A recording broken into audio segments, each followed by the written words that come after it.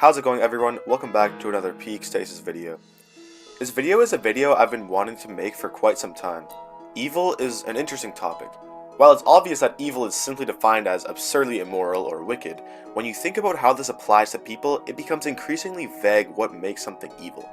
A murderer can be seen as evil, but perhaps the murder committed was an act of self-defense, or perhaps the person they killed had to die for the greater good. There are plenty of examples that test morality, the most obvious being the trolley problem, but in a situation where the greater good is clearly achievable, would pure evil simply mean to divert from that and perform an action that would act more detrimental and not contribute to any greater good? Or perhaps a person who can be defined as pure evil would act as selfishly as possible? Although the answer to this can be interpreted differently, I believe there is an answer, a vague one at that, of course. However, I think it's in our best interest to look at some examples of evil. I'll give 6 examples, each getting increasingly more evil, and afterwards, I will analyze what exactly classifies each of them as evil. For each example, there will be spoilers for their respective mediums.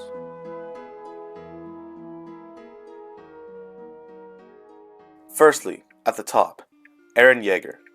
Eren Yeager is the main protagonist and later the main antagonist of Attack on Titan. It's odd to put him at the top of the list, considering that he's killed more people than any of the other characters on this list. But it isn't the effects he had, it's about his motives. For those who haven't seen the series, to summarize, outside the walls of his homeland on Paradis Island, the world views people inside the walls as devils. The people outside the walls, specifically Marleyans, actively terrorize on the people of Paradis Island. After a long string of events, Eren wishes to kill everyone outside the walls and is given the power to do so. In the end, he is unsuccessful, but still manages to kill 80% of the population outside of the walls. His main reason for doing so was because he wanted the greater good. He wanted his friends inside the walls to live long lives, and saw killing everyone outside the walls as the only viable solution. Although, in the end of the anime, he states he did it because he wanted to see everything flattened. This could point to the fact that he wanted everyone to die simply for malevolent reasons, possibly indicating a superiority complex with his Titan abilities. But the way I interpreted the ending is that he wanted everything to be flattened so that everything could be even, to be equal. So Eren is placed at the top of the list. His motives are mostly for the greater good, however the way he tried to achieve the greater good was indeed horrifying. He basically viewed everyone outside the walls as his enemies, and not as real people, which is an interesting parallel to the beginning of the show, when the warriors who breach the wall view everyone inside the walls as their enemy. Number 2. Todd Alquist from Breaking Bad. Todd Alquist is a psychopath, and is possibly one of the best and most realistic portrayals of a psychopath in film. Todd Alquist is involved in the drug operation in Breaking Bad, but that doesn't automatically mean anything. In fact, he acts more polite than most of the other characters. If you haven't seen the show, you would expect that his politeness is actually just a mask and that maybe it falls off eventually, causing him to break. But that isn't the case. The best way to think of Todd Alquist is to think of a man who is simply trying to fulfill tasks. His moral compass works differently than an average person's would. Instead of looking at an action at face value and judging its morality, he views the whole picture. For example, the most infamous scene by Mr. Alquist, when he shoots the kid. The reason he shoots the kid is not because he wants the kid to die, instead he views the bigger picture, that being the kid is a witness to their train heist that they pulled off earlier. The confrontation after perfectly shows Todd's true nature as a psychopath, and is Walter, Jesse, and the audience's first exposure and reveal that Todd is a psychopath. In the confrontation, he states things like how he didn't want to kill the kid for the sake of it, but rather that he can't risk a witness having information about their heist. Another great example is the unfortunate death of Andrea, Jesse's girlfriend. The reason for Todd killing Andrea is to punish Jesse for trying to escape. One could see this reason as being more malevolent than benevolent, of course, but it wasn't Todd's call to make. Todd was fulfilling a task told to him by Jack. Before killing her, he even states, "Just so you know, this isn't personal." Which is the perfect line to show because he truly didn't mean it. He wasn't killing to feed his bloodlust, he's killing to fulfill a task. Todd is quite high on the list, and for good reason. While the tasks he fulfills are often seen as morally wrong, he, as stated before, only does it because he was told to do so, or if it's in their best interest. But he also longs for emotional connection. Todd is a horrible person to Jesse, yet he does things that a friend would do to Jesse, which is also seen in the spin-off, El Camino. He tells Jesse things like they'll have fun, drink beer, eat pizza, and even treats Jesse to things like ice cream and cigarettes when he's in his cage. He doesn't do this in an attempt to manipulate Jesse or trigger some kind of Stockholm Syndrome effect.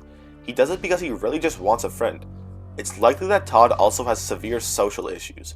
Although never blatantly stated, a statement was never needed for this. He's incredibly awkward to Lydia, a love interest that is destined to fail, and he also doesn't recognize how Jesse views him, and that he's really horrible to Jesse. So the fact that Todd doesn't necessarily want to be a bad person puts him high on the list, but he remains on this list simply because he performs evil actions. When I say evil actions, I mean actions that, according to a human's objective morality, are seen as immoral. If he was in an operation that required him to kill Jesse or Lydia, as sad as it would make him, in his mind, the task must be fulfilled, so it is likely that in that hypothetical scenario, he would do it. 3. Anton Chiger. Anton Chiger is often praised as the perfect portrayal of a psychopath by psychologists and critics alike. Anton is a menacing character, and is a psychopath, like Todd. However, Anton is quite different from Todd. First and most obvious if you've seen the film, No Country for Old Men, as well as Breaking Bad, Anton doesn't long for human connection in an emotional way. In fact, he rarely shows his emotions at all. But if you remove the only thing that solidified Todd's humanity and apply it to a character, wouldn't that make them pure evil? Because that's what Anton Chiger is.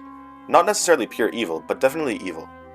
Anton Chiger is an ambiguous character, so I'll be talking about him in the way that I interpreted him. A quick disclaimer, I did not read the book, but the movie is supposedly faithful, perhaps slightly simplified in some areas. Anton Chiger is hired to retrieve a briefcase of money, stolen by a character named Llewellyn. Much like Todd, Anton Chiger views retrieving the briefcase as a task that must be fulfilled.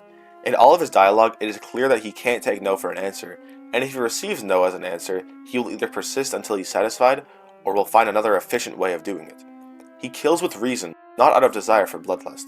The only exempt to this was the scene with him and the gas station owner, who he considered killing, possibly out of disgust of the man. He also says the infamous quote, "You picked the one right tool." In this case, Anton Chiger was the tool that was chosen to fulfill the task and retrieve the briefcase, and the group of people who ended up killing Llewellyn were viewed as unnecessary, and that they didn't need to be hired. 2 people with the transponder at the beginning of the film that he kills were seemingly killed with no reason, but abide by his ideology. Perhaps these people weren't the right tool in his mind. The person who hired the gang of Mexicans to kill Llewellyn was killed by Anton as well. Anton Chiger is certainly more evil than Todd Alquist because the pillar of Todd's humanity, being his longing for human compassion, is absent in Anton Chiger. Anton is also a menacing character, considering how mysterious he is. He views any task as something that he must fulfill, abiding by no moral compass. He most likely isn't motivated by the money, and many have interpreted his motives as wanting the thrill of the hunt. Regardless of his motives, he kills if he must, and works in the most efficient way possible. 4. Ganondorf.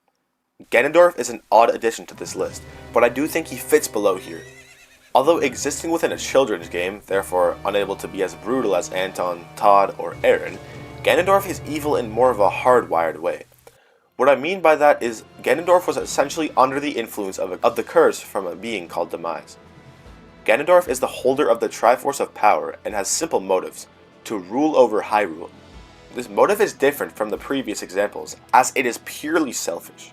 The reason Ganondorf is so low on this list is because he was influenced by Demise, meaning he is part pure evil.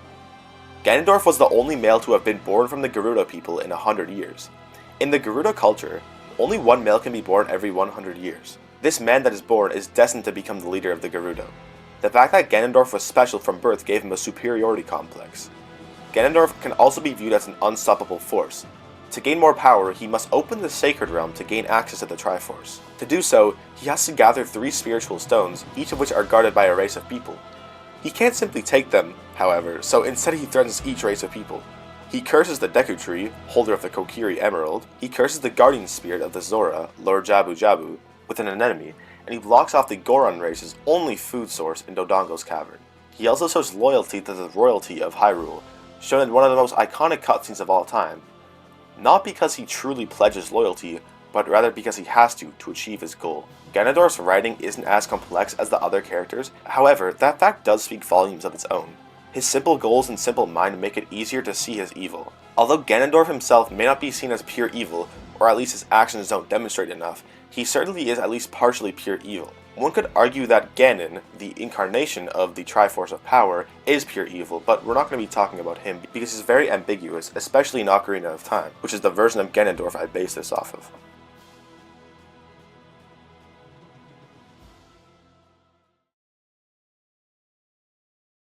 Number 5.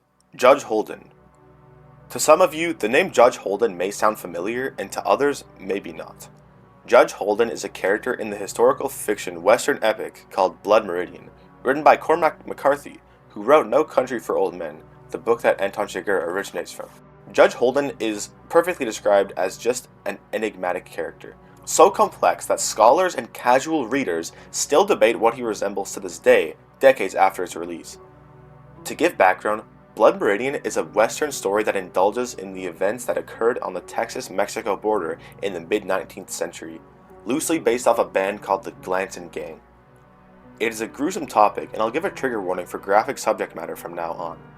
The Ganondorf Gang was a gang of scalp hunters who would kill Native Americans, cut off their scalps, and send them to the Mexican government as proof they killed him. Judge Holden is not the leader of the Ganondorf Gang. The Ganondorf Gang found him one day in the middle of the desert, naked on a rock with absolutely nothing on him. No food, no water, no horse. It seemed as if it were impossible that that man was alive. He is seen accomplishing supernatural feats, including those of immense strength, intellect, and just sheer dark magic. One part it seems he creates gunpowder from thin air. It's stated that he never sleeps, and only eats or drinks because he wants to. He's also a pedophile, and often exercise actions that destroy innocence.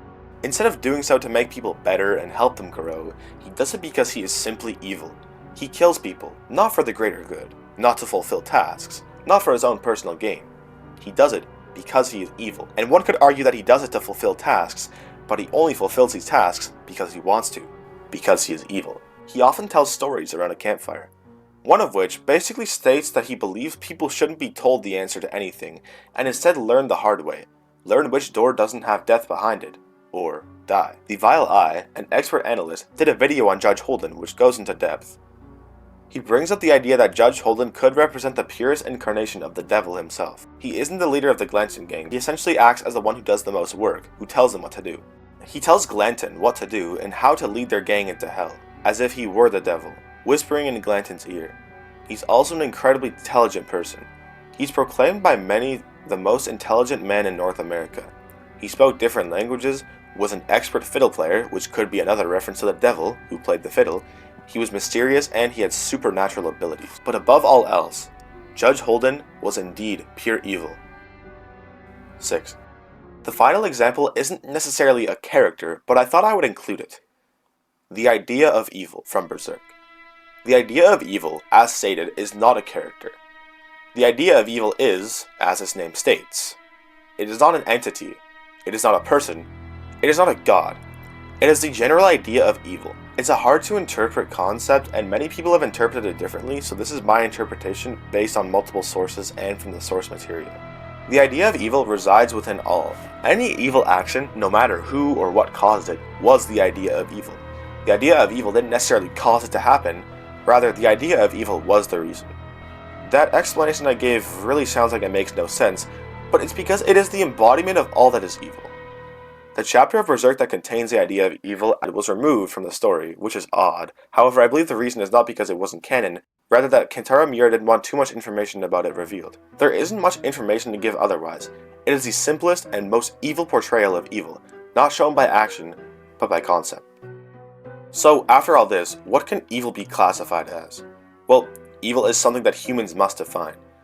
The idea of objective morality is often argued on, however I believe that objective morality exists within all humans, but only within humans, and animals as one could suppose. So humans must define what is evil based off their objective moral compass. If we consider an average human's moral compass to be the most accurate compass to display morality, and the one to base all else off of, then evil is simply defined as being immoral. But pure evil is a little bit more than that. Pure evil, or a person of pure evil, can be defined as someone who is immoral simply for the sake of it. The reasons and motives that some evil people perform evil actions can be complex, but in its purest form, it is simple. Just to be evil. To be immoral. This video was to define pure evil, but also because I wanted to examine some examples. Thank you for watching this Peak Stasis video. If you enjoyed this video, please be sure to check out my other content and please consider subscribing for more videos just like this one. Apologies on the late upload again. Thank you all, and I'll see you in the next Peak Stasis video.